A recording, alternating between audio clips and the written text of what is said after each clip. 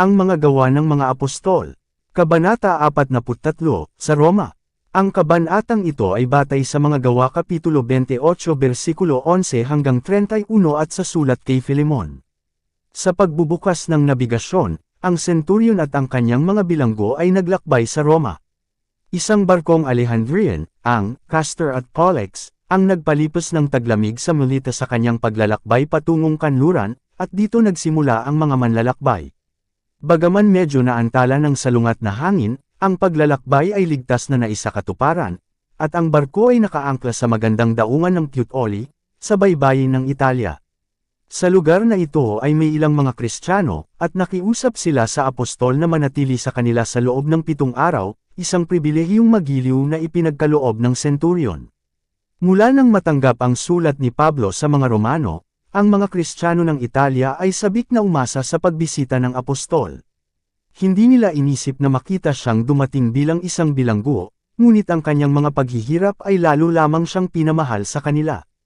Ang distansya mula sa Puteoli hanggang Roma ay 140 milya lamang, at ang daungan ay patuloy na nakikipag-ugnayan sa kalakhang lungsod. Ang mga Romanong Kristiyano ay nabalitaan tungkol sa paglapit ni Pablo, at ang ilan sa kanila ay nagsimulang makipagkita at tanggapin siya. Sa ika-8 araw pagkatapos ng paglipag, ang senturyon at ang kanyang mga bilanggo ay naglakbay patungong Roma. Si Julius ay kusang ipinagkaloob sa apostol ang bawat pabor na nasa kanyang kapangyarihang ipagkaloob, ngunit hindi niya maaaring baguhin ang kanyang kalagayan bilang isang bilanggo, o palayain siya mula sa tanikala na nakagapos sa kanyang bantay na sundalo. Mabigat ang loob ni Paul na nagpatuloy sa kanyang inaasam-asam na pagbisita sa kalakhang lungsod ng mundo. Ibang-iba ang mga pangyayari sa mga inaasahan niya. Paano siya nakagapos at na-stigmatize para ipahayag ang ebanghelyo? Ang kanyang pag-asa na makamit ang maraming kaluluwa sa katotohanan sa Roma ay tila nakalaan sa pagkabigo. Sa wakas ay narating ng mga manlalakbay ang Api Forum, 40 milya mula sa Roma. Habang tinatahak nila ang mga pulutong na dumadagsa sa malaking lansangan, ang may uban na matandang lalaki, na nakadina kasama ng isang grupo ng mga matitigas na mukhang kriminal, ay nakatanggap ng maraming sulyap ng panunuya at ginawang paksa ng marami na bastos, mapanuksong biro. Biglang narinig ang isang sigaw ng kagalakan, at ang isang lalaki ay bumulwak mula sa dumaraan na karamihan at bumagsak sa leeg ng bilanggo. Niyakap siya ng luha at kagalakan, gaya ng isang anak na sasalubong sa isang ama na matagal nang wala. Paulit-ulit ang eksenang ito, na may mga mata na pinapansin ng mapagmahal na pag-asa. Marami ang nakikilala sa nakadina na bihag ang isa na sa Korinto, sa Filipos, sa Efeso, ay nagsalita sa kanila ng mga salita ng buhay. Habang ang magiliw na mga disipulo ay sabik na nagpupulong sa kanilang ama sa ebanghelyo, ang buong grupo ay natigil. Ang mga kawal ay naiinip sa pagkaantala, gayunpaman wala silang puso na hadlangan ang masayang pagpupulong na ito, dahil sila rin ay natutong igalang at pahalagahan ang kanilang bilanggo. Sa pagod at sakit na mukha na iyon, nakita ng mga alagad ang larawan ni Kristo. Tinitiyak nila kay Pablo na hindi nila siya nakalimutan o huminto sa pagmamahal sa kanya, na sila ay may utang na loob sa kanya para sa masayang pag-asa na nagbibigay buhay sa kanilang buhay at nagbibigay sa kanila ng kapayapaan sa Diyos. Sa sigasig ng kanilang pag-ibig ay ipapasan nila siya sa kanilang mga balikat sa buong daan patungo sa lungsod. Maaari ba silang magkaroon ng pribilehiyo? Iilan lamang ang nakakaalam ng kahalagahan ng mga salitang iyon ni Lucas, na nang makita ni Pablo ang kanyang mga kapatid, nagpasalamat siya sa Diyos, at lumakas ang loob. Sa gitna ng umiiyak, nakikiramay na samahan ng mga mananampalataya, na hindi ikinahihiya ang kanyang mga gapos, pinuri ng apostol ang Diyos ng malakas. Ang ulap ng kalungkutan na bumabalot sa kanyang diwa ay natangay. Ang kanyang buhay Kristiyano ay sunod-sunod na mga pagsubok, pagdurusa, at kabiguan, ngunit sa oras na iyon ay nadama niya ang saganang gantimpala. Sa mas matatag na hakbang at masayang puso ay nagpatuloy siya sa kanyang paglalakad. Hindi siya magrereklamo sa nakaraan, ni matatakot para sa hinaharap. Ang mga gapos at paghihirap ay naghihintay sa kanya, alam niya, ngunit alam din niya na kanya na ang magligtas ng mga kaluluwa mula sa pagkaalipin na higit na kakilakilabot, at siya ay nagalak sa kanyang mga pagdurusa alang-alang kay Kristo. Sa Roma, ibinigay ng senturyon na si Julius ang kanyang mga bilanggo sa kapitan ng bantay ng emperador. Ang mabuting ulat na ibinigay niya tungkol kay Pablo, kasama ang liham ni Festo, ay naging dahilan upang ang apostol ay igalang ng punong kapitan, at, sa halip na itapon sa bilangguan, siya ay pinahintulutang manirahan sa kanyang sariling upahang bahay. Bagamat patuloy pa rin na nakadina sa isang kawal, siya ay may kalayaan na tanggapin ang kanyang mga kaibigan at gumawa para sa pagsulong ng layunin ni Kristo. Marami sa mga Hudyo na pinalayas mula sa Roma ilang taon na ang nakaraan, ay pinahintulutang bumalik, kaya't marami na ang masusumpungan doon.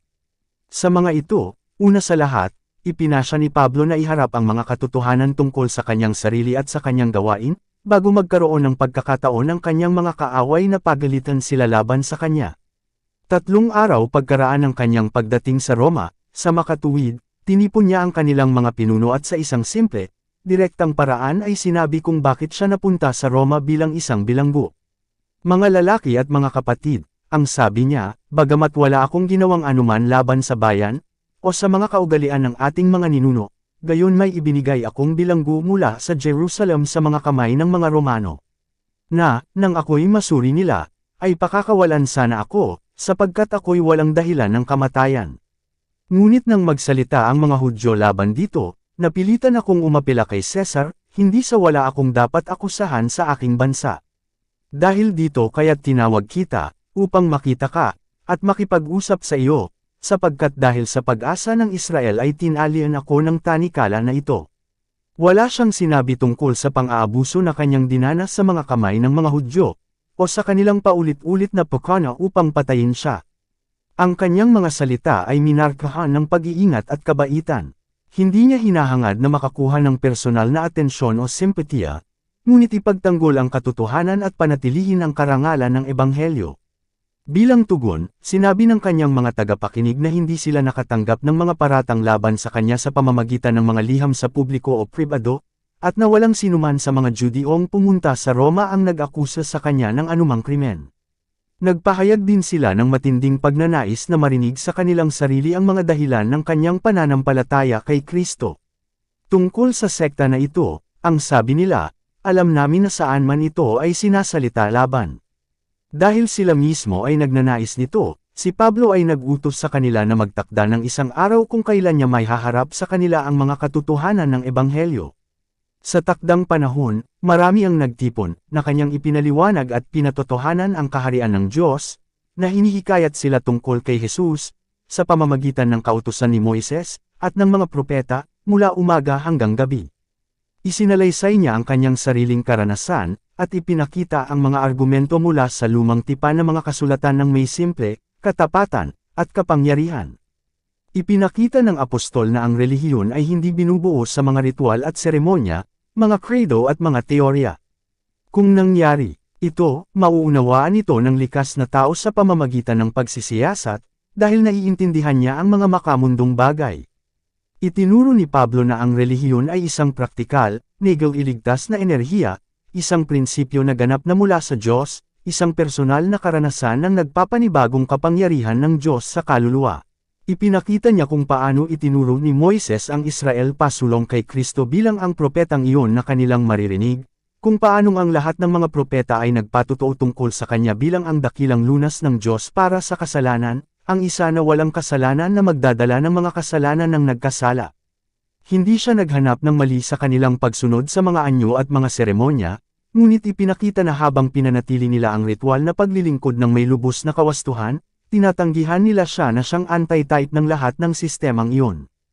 Ipinahayag ni Pablo na sa kanyang hindi na pagbagong loob na kalagayan ay nakilala niya si Kristo, hindi sa pamamagitan ng personal na kakilala, kundi sa pamamagitan lamang ng kuro-kuro na siya, katulad ng iba, ay itinatangi tungkol sa katangian at gawain ng Mesiyas na darating. Tinanggihan niya si Jesus ng Nazareth bilang isang impostor dahil hindi niya tinupad ang paglilihi na ito. Ngunit ngayon ang mga pananaw ni Pablo tungkol kay Kristo at sa kanyang misyon ay higit na espiritual at mataas, sapagkat siya ay napagbagong loob. Iginiit ng apostol na hindi niya iniharap sa kanila si Kristo ayon sa laman. Nakita ni Herodes si Kristo sa mga araw ng kanyang sangkatauhan, nakita siya ni Anas, nakita siya ni Pilato at ng mga saserdote at mga pinuno, nakita siya ng mga sundalong Romano. Ngunit hindi nila siya nakita sa pamamagitan ng mata ng pananampalataya, hindi nila siya nakita bilang ang niluwalating manunubos. Ang hawakan si Kristo sa pamamagitan ng pananampalataya, ang pagkakaroon ng espiritual na kaalaman tungkol sa Kanya, ay higit na ninanais kaysa sa personal na pagkakilala sa Kanya nang siya ay nagpakita sa lupa. Ang pakikipag-isa kay Kristo na ngayon ay tinatamasa ni Pablo ay higit na matalik, mas matibay, kaysa sa isang makalupang pagsasama at makatao. Habang nagsasalita si Pablo tungkol sa kanyang nalalaman, at nagpatutuo sa kanyang nakita, tungkol kay Jesus ng Nazareth bilang pag-asa ng Israel, ang mga taong matapat na naghahanap ng katotohanan ay nakumbinsi. Sa ilang mga isip, hindi bababasa, ang kanyang mga salita ay gumawa ng isang impresyon na hindi kailanman naalis. Ngunit ang iba ay matigas ang ulo na tumanggi na tanggapin ang malinaw na patuto ng banal na kasulatan, kahit na iniharap sa kanila ng isang may espesyal na liwanag ng banal na espiritu. Hindi nila maaaring pabulaanan ang kanyang mga argumento, ngunit tumanggi silang tanggapin ang kanyang mga conclusion. Lumipas ang maraming buwan pagkatapos ng pagdating ni Pablo sa Roma, bago personal na nagpakita ang mga Hudyo ng Jerusalem upang iharap ang kanilang mga akusasyon laban sa bilanggo. Sila ay paulit-ulit na nahadlangan sa kanilang mga disenyo, at ngayon na si Pablo ay lilitisin sa harap ng pinakamataas na tribunal ng Imperyong Romano, wala na silang pagnanais na ipagsapalaran ang isa pang pagkatalo. Sina Lysias, Felix, Festo, at Agrippa ay lahat ay nagpahayag ng kanilang paniniwala sa kanyang kawalang kasalanan. Ang kanyang mga kaaway ay maaaring umasa ng tagumpay lamang sa paghahanap sa pamamagitan ng intriga upang maimpluwensyahan ang emperador sa kanilang pabor. Ang pagkaantala ay madaragdagan ang kanilang layunin dahil ito ay magbibigay sa kanila ng panahon upang maperpekto at maisakatuparan ang kanilang mga plano, kaya't naghintay sila ng ilang sandali bago mas pinili ang kanilang mga paratang ng personal laban sa apostol. Sa probisyon ng Diyos ang pagkaantala na ito ay nagbunga ng pagsulong ng Ebanghelyo. Sa pamamagitan ng pagsang-ayon ng mga may hawak kay Pablo, pinahintulutan siyang tumira sa isang mapagmahal na bahay, kung saan malaya niyang mapupuntahan ang kanyang mga kaibigan at may haharap din ang katotohanan araw-araw sa mga dumarating upang makinig. Kaya sa loob ng 2 taon, ay ipinagpatuloy niya ang kanyang mga gawain, na ipinangangaral ang kaharian ng Diyos, at itinuturo ang mga bagay na nauukol sa Panginoong Hesukristo, ng buong pagtitiwala, walang sinumang nagbabawal sa kanya. Sa panahong ito ang mga simbahan na kanyang itinatag sa maraming lupain ay hindi nakalimutan. Napagtatanto ang mga panganib na nagbabanta sa mga nagbalik loob sa bagong pananampalataya, hinanggad ng apostol hanggat maaari upang matugunan ang kanilang mga pangangailangan sa pamamagitan ng mga liham ng babala at praktikal na pagtuturo. At mula sa Roma ay nagpadala siya ng mga banal na manggagawa upang magtrabaho hindi lamang para sa mga simbahang ito, kundi sa mga bukid na siya mismo ay hindi nabisita. Ang mga manggagawang ito, bilang matatalinong pastol, ay nagpalakas sa gawaing napakahusay na sinimulan ni Pablo, at ang apostol, na pinananatiling alam ang kalagayan at mga panganib ng mga simbahan sa pamamagitan ng patuloy na pakikipag-usap sa kanila, ay nagawang gumamit ng matalinong pangangasiwa sa lahat. Kaya, bagaman tila huminto sa aktibong paggawa, si Pablo ay nagsagawa ng isang mas malawak at mas pangmatagalang impluwensya kaysa kung siya ay malayang naglalakbay sa gitna ng mga simbahan gaya noong mga nakaraang taon. Bilang isang bilanggo ng Panginoon, mas mahigpit niyang pinanghawakan ang pagmamahal ng kanyang mga kapatid, at ang kanyang mga salita, na isinulat ng isang nakagapos para sa kapakanan ni Kristo, ay nag-utos ng higit na pansin at paggalang kaysa noong siya ay personal na kasama nila. Hanggang sa maalis si Pablo sa kanila, napagtanto ng mga mananampalataya kung gaano kabigat ang mga pasanin na dinadala niya para sa kanila. Noon pa man ay higit nilang pinahintulutan ang kanilang mga sarili mula sa pananagutan at pasanin dahil kulang sila sa kanyang karunungan, taktika, at walang humpay na lakas, ngunit ngayon, naiwan sa kanilang kawalan ng karanasan upang matutuhan ang mga aral na kanilang iniiwasan, pinahahalagahan nila ang kanyang mga babala, payo, at tagubilin dahil hindi nila pinahalagahan ang kanyang personal na gawain. At nang malaman nila ang kanyang katapangan at pananampalataya sa kanyang mahabang pagkakakulong ay napukaw sila sa higit na katapatan at sigasig sa layunin ni Kristo. Kabilang sa mga katulong ni Pablo sa Roma ang marami sa kanyang mga dating kasamahan at mga kamanggagawa. Si Lucas, ang minamahal na manggagamot, na nag-asikaso sa kanya sa paglalakbay patungong Jerusalem, sa loob ng 2 taong pagkabilanggo sa Caesarea, at sa kanyang mapanganib na paglalakbay sa Roma, ay kasama niya pa rin. Naglingkod din si Timothy para sa kanyang call-iwan. Si Tychicus, isang minamahal na kapatid, at isang tapat na ministro at kapwa-alipin sa Panginoon, ay marangal na tumayo sa tabi ng apostol. Sina Demas at Marcos ay kasama rin niya. Sina Aristarca at Epaphras ay ang kanyang mga kapwa bilanggo. Colosas Kapitulo 4 versikulo 7 hanggang 14. Mula noong mga naunang taon ng kanyang pananalig, lumalim ang karanasan ni Mark bilang Kristiyano. Habang pinag-aaralan niyang mabuti ang buhay at kamatayan ni Kristo ay nakakuha siya ng mas malinaw na mga pananaw sa misyon ng tagapagligtas, sa mga pagpapagal at pakikipaglaban nito. Binasa sa mga galos sa mga kamay at paa ni Kristo ang mga marka ng kanyang paglilingkod para sa sangkatauhan, at ang haba kung saan ang pagwawalang bahala sa sarili ay humahantong sa pagliligtas sa mga nawawala at napapahamak, naging handa si Marcos na sundin ang guro sa landas ng pagsasakripisyo sa sarili. Ngayon, ibinahagi ang kapalaran ni Paul na bilanggo, mas naunawaan niya kaysa dati na walang katapusang pakinabang ang manalo kay Kristo, walang katapusan na kawalan ang manalo sa mundo at mawala ang kaluluwa para sa kanyang pagtubos ang dugo ni Kristo ay ibinuhos. Sa harap ng matinding pagsubok at paghihirap, nagpatuloy si Marcos na maging matatag, isang matalino at minamahal na katulong ng apostol. Si Demas, na matatag na sandali, pagkatapos ay iniwan ang layunin ni Kristo. Sa pagtukoy dito, isinulat ni Pablo, iniwan ako ni Demas, na inibig ang kasalukuyang mundong ito. Ikalawang Timoteo Kapitulo 4 versikulo 10. Para sa makamundong pakinabang, ipinagpalit ni Demas ang bawat mataas at marangal na pagsasaalang-alang. Paano short-sighted ang exchange? Ang pagkakaroon lamang ng makamundong kayamanan o karangalan, si Demas ay talagang mahirap, gaano man niya kapurihan ang tawag sa kanya, habang si Marcos, na pinipiling magdusa alang-alang kay Kristo, ay nagtataglay ng walang hanggang kayamanan, na itinuring sa langit na tagapagmana ng Diyos at kasamang tagapagmana ng kanyang anak. Kabilang sa mga nagbigay ng kanilang puso sa Diyos sa pamamagitan ng mga pagpapagal ni Pablo sa Roma ay si Onesimo, isang pag-anong alipin na nagkasala sa kanyang Panginoon, si Filemon, isang Kristiyanong mananampalataya sa Colosas, at nakatakas sa Roma. Sa kabaitan ng kanyang puso, hinanggad ni Pablo na maibsan ang kahirapan at pagkabalisa ng kaawa-awang takas at pagkatapos ay nagsikap na ibigay ang liwanag ng katotohanan sa kanyang madilim na isipan.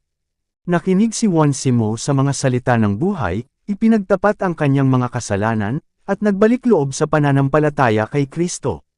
Minahal ni Onesimo ang kanyang sarili kay Pablo sa pamamagitan ng kanyang kabanalan at katapatan, hindi bababa sa kanyang magiliw na pangangalaga sa call-iwan ng apostol, at sa kanyang kasigasigan sa pagtataguyod ng gawain ng Ebanghelyo.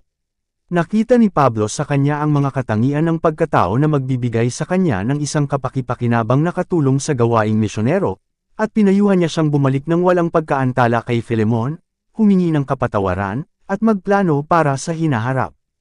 Nangako ang apostol na papanagutan ang kanyang sarili sa kabuuan kung saan ninakawan si Filemon. Dahil malapit na niyang ipadala si Tychicus na may mga sulat sa iba't ibang simbahan sa Asia Minor, isinugaw niya si Onesimo na kasama niya. Isang matinding pagsubok para sa aliping ito ang ibigay ang kanyang sarili sa Panginoon na kanyang ginawang mali, ngunit siya ay tunay na nagbalik loob, at hindi siya tumalikod sa kanyang tungkulin.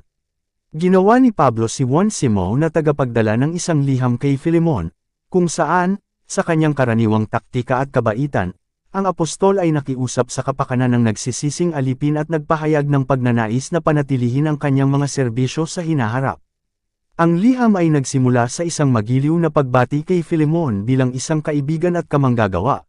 Sumainyo ang biyaya at kapayapaang mula sa Diyos na ating Ama at sa Panginoong Jesu Kristo. Ako'y nagpapasalamat sa aking Diyos, na lagi kitang binabanggit sa aking mga panalangin, na naririnig ko ang iyong pag-ibig at pananampalataya, na mayroon ka sa Panginoong Hesus, at sa lahat ng mga banal, upang ang pakikipag-usap ng iyong pananampalataya ay maging mabisa sa pamamagitan ng pagkilala sa bawat mabuting bagay na nasa iyo kay Kristo Hesus. Ipinaalala ng apostol kay Filemon na ang bawat mabuting layunin at katangian ng pagkatao na taglay niya ay dahil sa biyaya ni Kristo, ito lamang ang nagpaiba sa kanya sa masasama at makasalanan. Ang parehong biyaya ay maaaring gawing anak ng Diyos at isang kapaki-pakinabang na manggagawa sa ebanghelyo ang hamak na kriminal. Maaaring hinimok ni Pablo kay Filemon ang kanyang tungkulin bilang isang Kristiyano, ngunit pinili niya sa halip ang wika ng pagmamakaawa, bilang si Pablo na matanda, at ngayon ay bilanggurin ni Jesu Kristo. Ipinamamanhik ko sa iyo dahil sa aking anak na si Onesimo, na aking ipinanganak sa aking mga tanikala, na noong nakaraan ay hindi kapaki-pakinabang sa iyo, ngunit ngayon ay kapaki-pakinabang sa iyo at sa akin. Hiniling ng apostol kay Filemon, dahil sa pagbabagong loob ni Onesimo, natanggapin ang nagsisising alipin bilang kanyang sariling anak, na ipinakita sa kanya ang gayong pagmamahal na pipiliin niyang tumira kasama ng kanyang dating Panginoon, hindi ngayon bilang isang alipin, kundi higit sa isang alipin, isang kapatid na minamahal. Ipinahayag niya ang kanyang pagnanais na panatilihin si Onesimo bilang isa na maaaring maglingkod sa kanya sa kanyang mga pagkakagapos gaya ng gagawin mismo ni Filemon, kahit na hindi niya naisin ang kanyang mga serbisyo maliban kung si Filemon ay sa kanyang sariling kusa ay palayain ang alipin. Alam na alam ng apostol ang kalubhaan na ginagawa ng mga Panginoon sa kanilang mga alipin, at alam din niya na labis na nagalit si Filemon dahil sa ugali ng kanyang alipin. Sinubukan niyang sumulat sa kanya sa paraang pumukaw sa kanyang pinakamalalim at pinakamagiliw na damdamin bilang isang Kristiyano.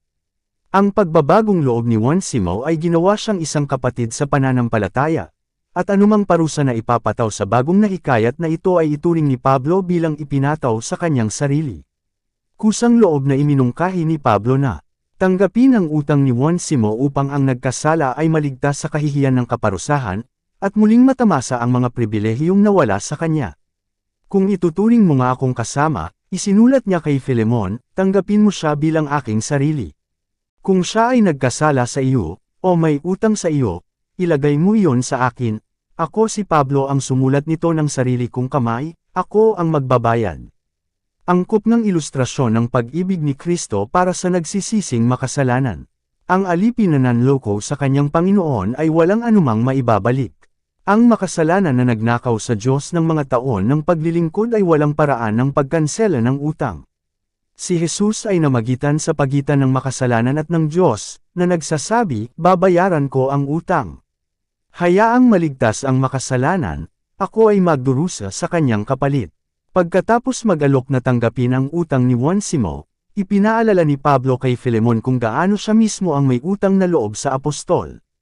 Inutang niya sa kanya ang kanyang sarili dahil ginawa ng Diyos si Pablo na instrumento ng kanyang pagbabagong loob.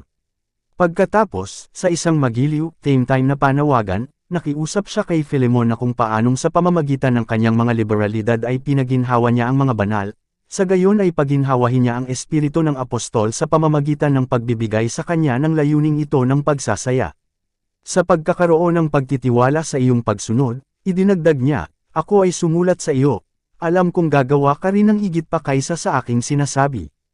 Ang liham ni Pablo kay Filemon ay nagpapakita ng impluwensya ng ebanghelyo sa kaugnayan ng Panginoon at alipin.